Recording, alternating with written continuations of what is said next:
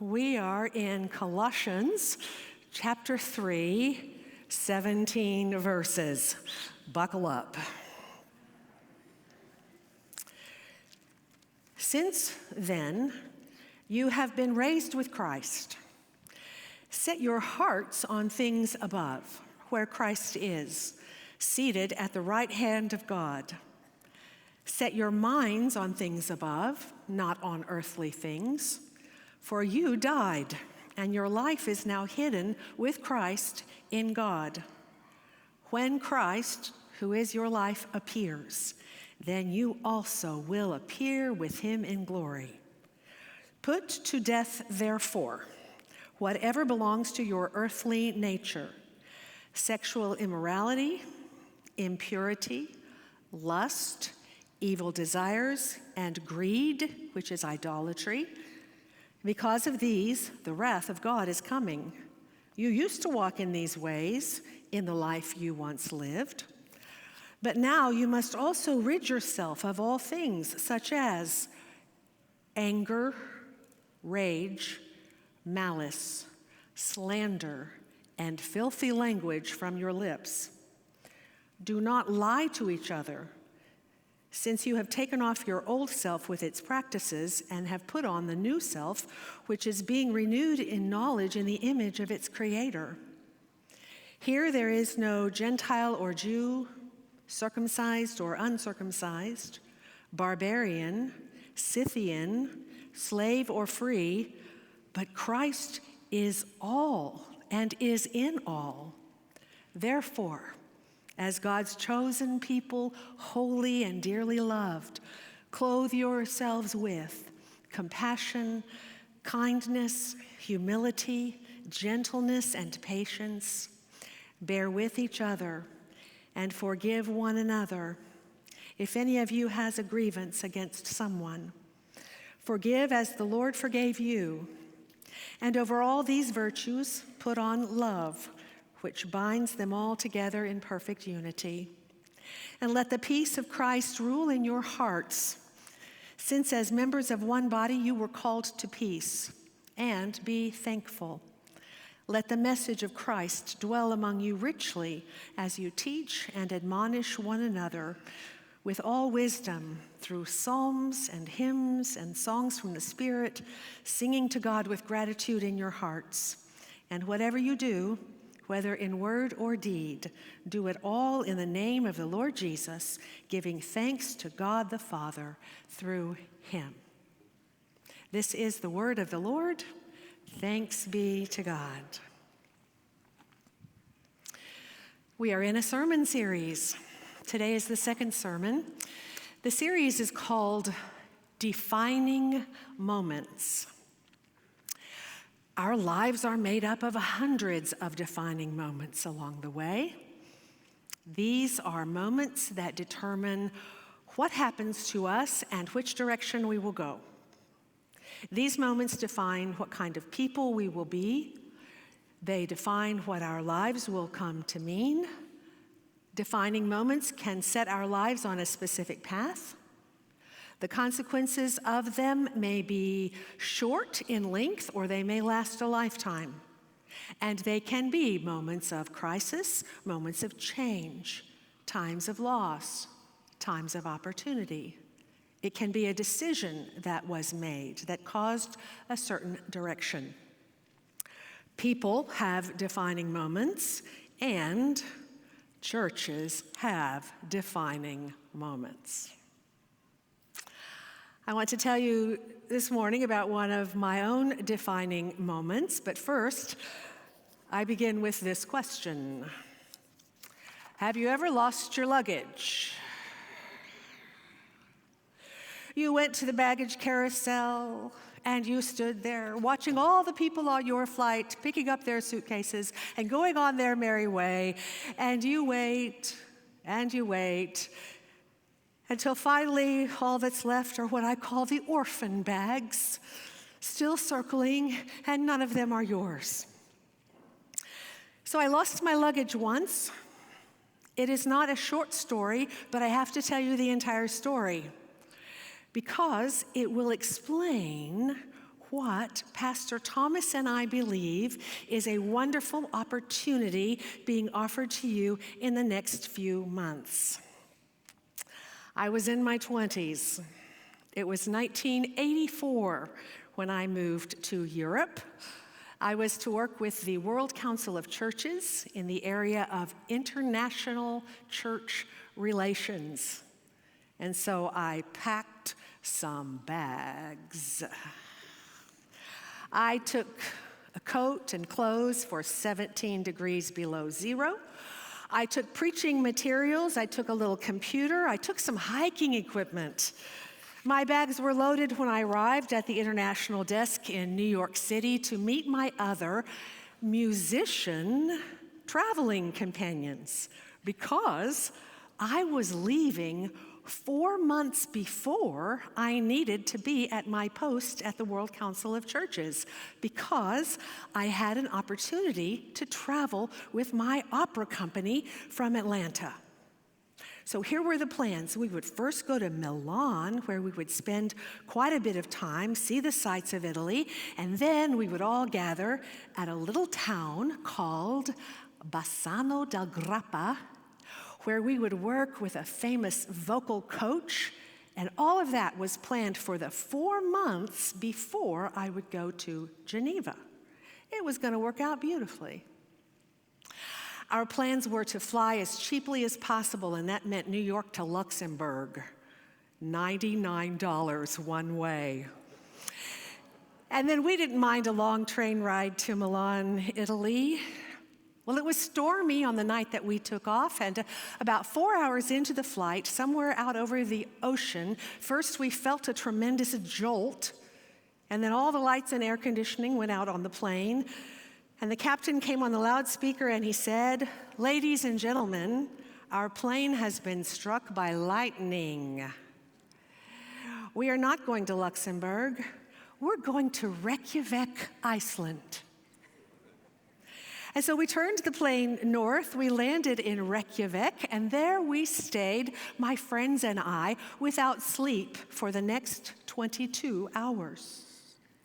Finally, after touring the great city of Reykjavik, we got on a different flight. We made our way to Luxembourg, but of course, by now we had missed our train reservations to Milan, and so we had to scramble to get another train, and we really hurried. We didn't stop for anything. We did not stop to exchange money. We did not stop to get a meal, which was the biggest mistake. We just ran and grabbed the next train available, pulling my huge suitcase up onto that train. So into one train compartment, we put our 4 people and all our luggage, a lot of luggage. And off we went, and in about 2 hours, we were to pull into a train station and have a little break. And so we pulled in one of the conductors, and we asked him, "How long is this break?" Because by now we are famished. And in English, he said to us it would be 26 minutes. We made plans to get food. We decided we would have to work fast. We assigned all of our tasks. We said, "You exchange money. You get in the food line. You call Milan and tell them we are still coming. You stay in the compartment with all of our bags so we do not get robbed." It sounded like a good plan, and it was a good plan. However, the conductor had a little language problem. He didn't mean 26 minutes, he meant 16 minutes. And so when the 3 of us returned back to the track in 24 minutes, thank you very much, we hopped on the train. It said Milan. We knew it to be our train. We were wrong. Our train had already left 8 minutes ago with our friend and all of our luggage. This was the next train to Milan. Well, all right. So we were on that. We began to walk through the train. We didn't know yet that we were on the wrong train. We began to walk all the way back to the back of the train, and that's when we realized our friend is not on the train. We talked to the conductor. We realized what had happened. And so we took a new compartment at the very end of the train, just hoping that our friend would figure out what happened and would be waiting for us with our luggage when we got to Milan.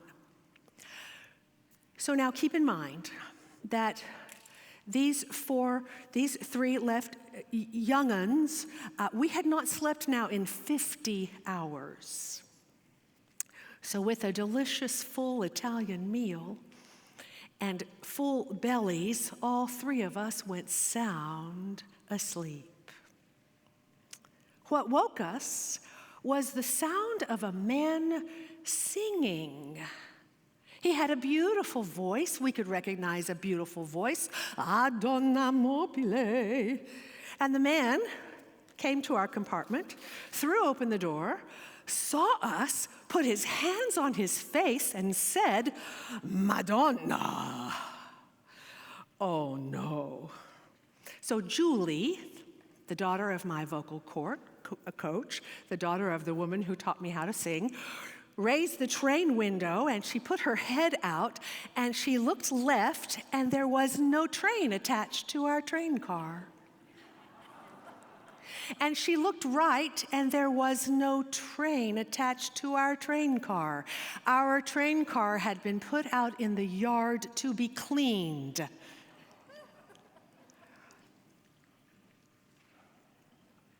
We talked the man into leading us back up to the train station. We began to climb over tracks through the cleaning yards. And at one point, I remember the man said, "And where is your luggage?" Oh, it's a long story. So after some hours of waiting now for yet a third train to Milan, we arrived 59 hours later than expected. Well, our friend with the luggage had been picked up, and he had taken all of our luggage to that place called Bassano del Grappa, where we were not due for 1 month. And so we spent our entire first month traveling all over Italy with no luggage at all. We each bought another pair of jeans, we bought a couple of shirts, we put them in our day packs, and it was wonderful. We did not have to lock up our luggage in every train station each time we wanted to take a tour. We did not have to go rush and check into our hotel when we arrived into a new location to get rid of our luggage. We just stepped off the train and we headed to the boats of Venice, or we headed to the museums of Florence. And then when we did check in, we did not have to haul my heavy suitcase up the stairs to the 7th floor of the little pensiones and the hotels where we were staying that did not have elevators.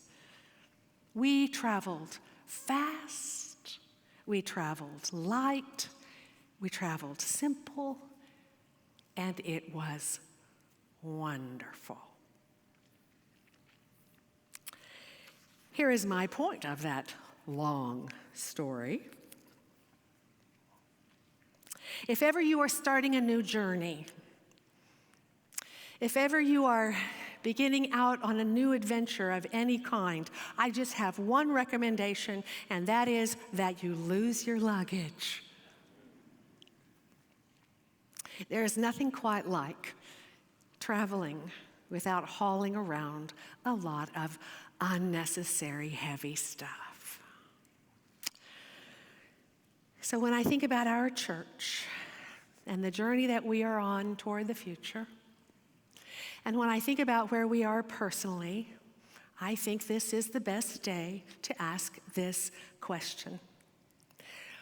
Would this be a good time for you to lose your luggage? First, I want to talk about it personally, and then as a church. So I don't know about you, but along the way in my life, I have gathered stuff that hinders my journey. hinders my faith journey. Some of the things I have gathered are physical. They're material things I've collected along the way. Those things don't bother me nearly as much as the other things, the spiritual and emotional things do. That's the hard stuff that weighs me down. That's the stuff that makes me look at Hebrews 12, where Paul says, lay aside every weight that clings to us. And then he says, and here's why. So that you might not grow weary and lose heart. And when we look at this passage, Colossians 3, Paul talks about the ability in God's grace to choose what it is we carry around with us all the time. In God's power, we have the will to get rid of things that don't do us any good and that weigh us down and that keep us from being what God needs us to be in the world. And so he lists the things like anger and greed and talking about other people in ways that are not edifying. He says all of those things are weights on you and they distance you from God. And so if we were to try to name personal things that we might lose this morning, what would that look like? What would you like to lose? Let me give you a couple of things to think about. Would you like to lose the way you think about yourself? Do you know that secretly, most of us don't like certain things about ourselves? We don't like the way we look. We don't feel adequate in our work or our marriages. We don't like some quality that we feel we can't get rid of, some trait that we wish we didn't have. And it's possible that someone else has helped you identify the traits that you don't like in yourself. Many of us feel insecure. We wish we might have been born with different genes. Some of us don't even like ourselves at all. I don't have the information about men, but I can tell you that statistics show that 85% of women are not content with their weight. That's a lot of discontented women. So I'm not going to talk about weight issues today, but I just want to say to you that God loves you the way you are. Ephesians 2:10 has this wonderful phrase, you are God's workmanship. And when you look that word up, it's like you are his masterpiece. It's the same word we use when we say, oh, it is a thing of art. It's a beautiful thing made by a crafter. And perhaps you're remembering that loving you is one of the commandments. The instruction, it's not just in Mark 12, it's in many other places. Love your neighbor as your... So you're supposed to love yourself first. Could you find the grace to do that, to love yourself? Could you let God give you that, and could you let go of how you feel about yourself? So there's one. What else are you carrying around? What other luggage do you have today that you might want to consider giving up? How about a little guilt? Do you ever think about those stupid things you wish you hadn't done? Things you've said, mistakes you've made? I do. I think we all do. A few times a year, I do a thing that I call orientation. I take some retreat-type days, and I look at how I've been living. I look at the previous months of how my life has gone, and I ask myself questions. I say, was I obedient to how I understand my own life before God and how I understand my own calling and my mission? In what ways have I not honored God? In what ways have I blown it? I study my own patterns, I look at my habits, I look at the strategies that I thought would be wonderful that didn't actually work. Maybe you have looked at parts of your life and you've said to yourself, so what was I thinking in that? Why did I say that to that person? What makes me keep doing that? Maybe you need to resolve something with someone else. Maybe there's an apology in your future. You need to talk something out. face down an issue that needs to be settled. I think those things can get really heavy and make us weary in our hearts. That's the way Paul says it. Here's a way to say it. Guilt makes us tired. And maybe you've been carrying some guilt for quite a long time. Maybe it's about something minor, or maybe it's deep and painful. And your guilt may be of some service to you. It may keep you from being happy. And you think, well, that's good because I don't deserve to be happy because of what I've done. Well, not only are you unconditionally loved by God, but it's God's plan and desire for you to have joy and live without guilt. Would today possibly be a day that you could lose guilt? Maybe you can't, but God can do it in you if you were to offer that to God. You can be forgiven, and once you are forgiven, you can let it go. I have a friend who took a medication before she knew she was pregnant. When her child was born with special needs, she felt a huge guilt, wondering if the medication had caused it. And she carried that guilt for 16 years until, by God's grace, in one soul-searching day, with tears of release and relief, she finally let it go. It'll feel weird to let it go if you've carried it a long time and you're used to the weight of it. What else are you carrying around with you that you might want to get rid of today? All right, let's talk about our church for a minute. These are a few honest words from my heart. Are you ready to let go of some things? Do we have baggage? We have baggage. We've been through a lot. Sometimes I hear you talking to one another about all that has happened in our church. Some of us, some of you have things that still feel unresolved. And there does not appear to be a really good vehicle to get those resolved. There have been questions about things that have happened that you have not had answered to your satisfaction, questions that you may never get answered to your satisfaction. And some of you are still working through your emotions about all that has happened in the last couple of years, and that is so understandable. However, let's look at where we are in our church life together. Do you know how close we are to this fresh start? Do you know that we are at a place where we can lay aside every weight that has ever been put upon us as a church? You have a energized, fresh, and new leadership team that is putting together language for a fresh vision of God for us. You've got 2 incredible pastors who are going to be here in just 5 weeks, June the 30th. So I am not suggesting that you deny any of your feelings. I'm certainly not suggesting that we try in any way to erase the history of the painful things that have happened in the last few years. But what I am suggesting is that it is up to you whether or not you are going to let go of the anger and the bitterness and the resentment. It's described in Colossians 3.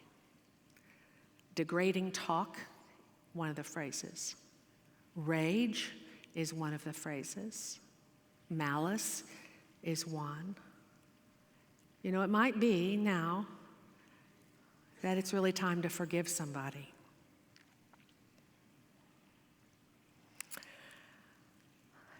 I want to suggest very clearly that at a minimum that we stop retelling things over and over.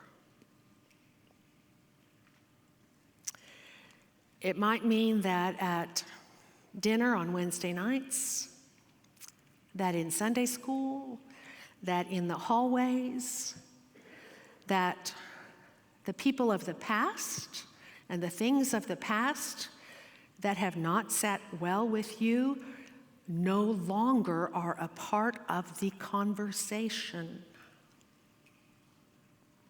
So are you connecting the question? Would you like to lose that luggage?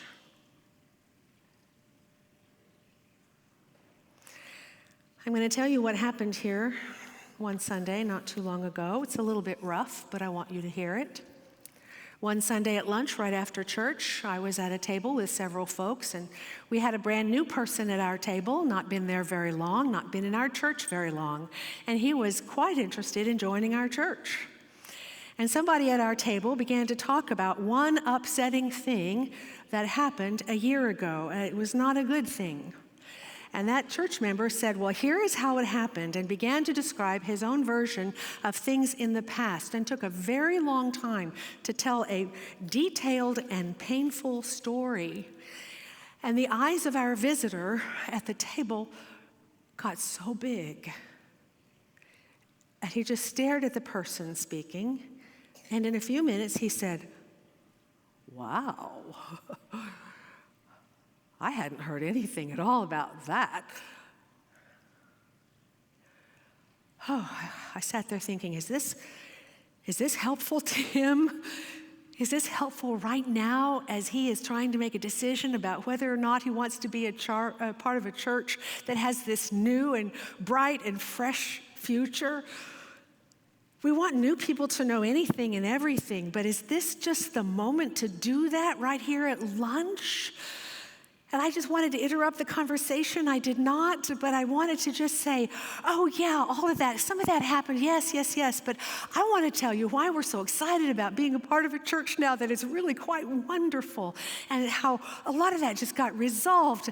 But you could just see his mind spinning. You could just see him thinking through.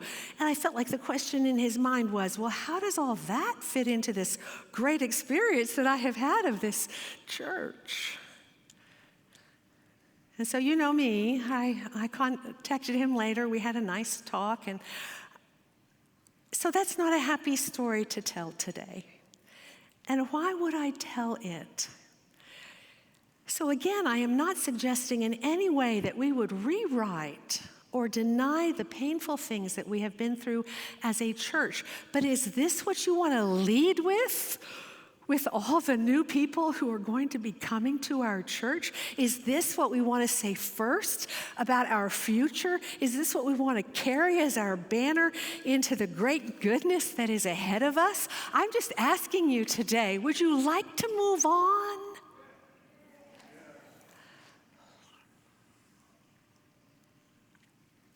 The promise of Colossians 3 is that if your life is in Christ, you have his power in you, and you get to choose to move on. You get to choose to go into this future that is being laid out for you. Are you seeing how many pieces of the puzzle God has put together for your future? Thomas and I have been a piece of all the puzzle pieces that God has put together for you for this wonderful future and hope that you have. There is a wonderful tradition among pastors who are leaving churches. And on Thursday of this week, we enacted this tradition. It is the literal passing of the baton to the next pastor. I mean, like a real baton, like in a relay race. So Pastor Kyle and Pastor Sherry spent all day Thursday with us talking about really all of the wonderful things about servant, all of the great promise. So we had this really full orientation today, and then we did this.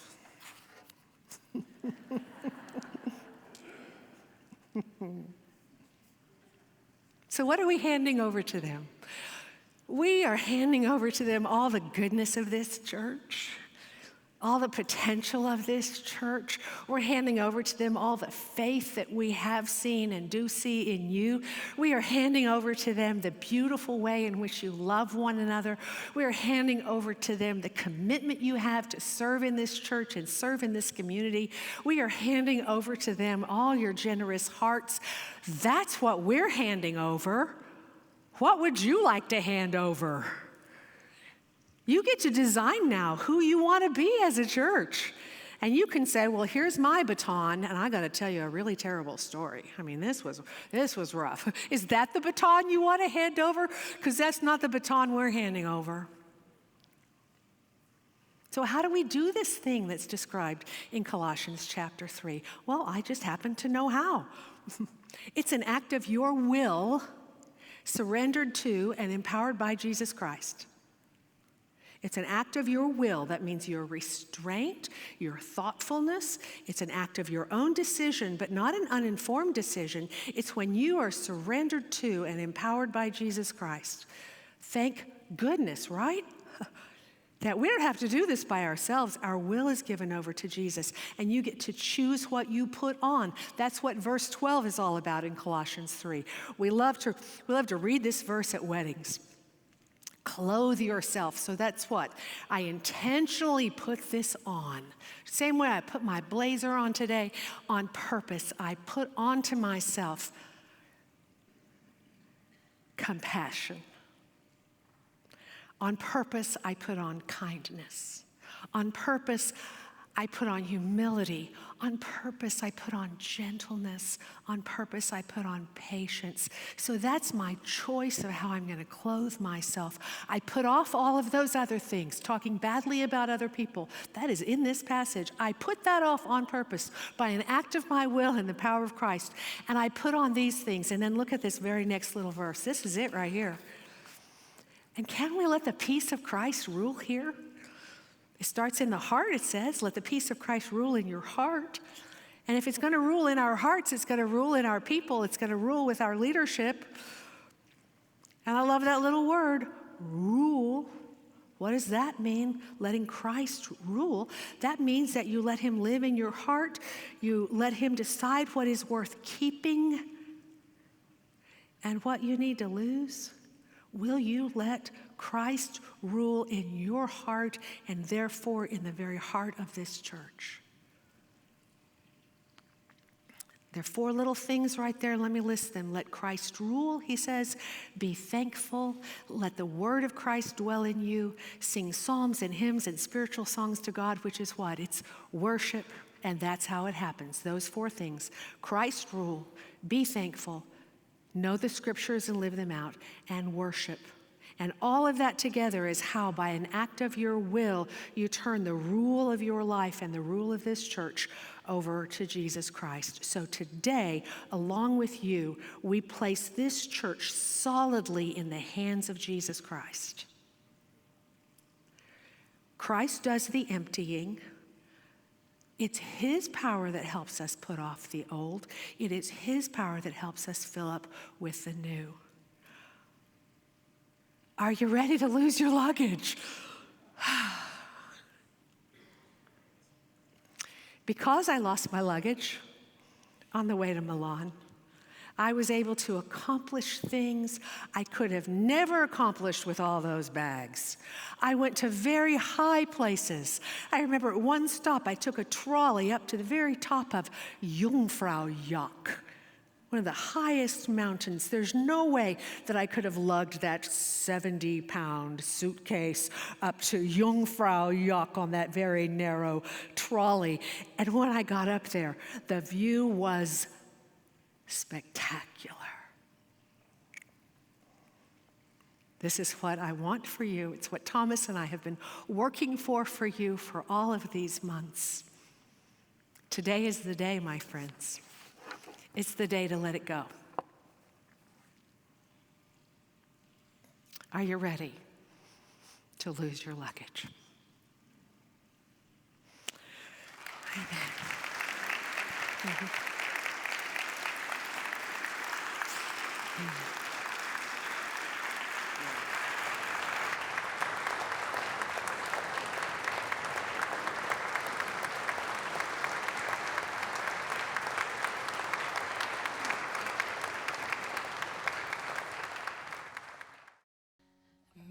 the Lord grant you peace.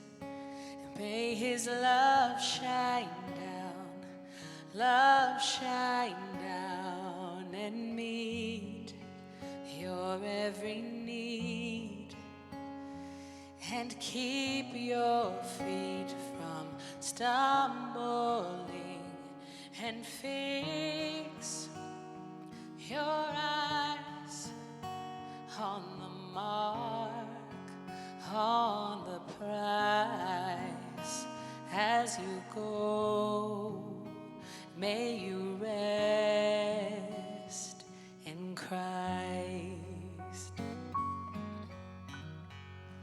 Receive his grace to love all men, in spite of all our differences. May your words be filled with life that crumble walls of fear and pride. Take up the cross to serve the least and the lost. As you go, be the hands of God. 'Cause he is your strength and your victory. Yeah. He comes behind you and heals.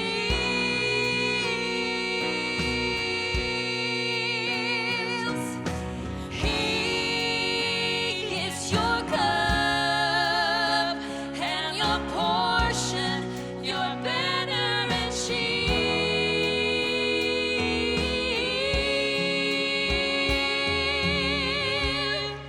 So be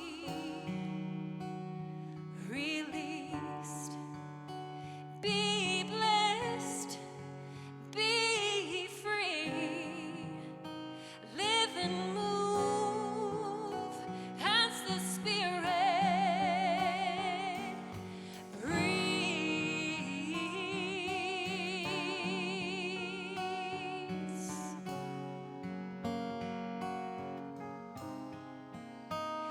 As you go with God.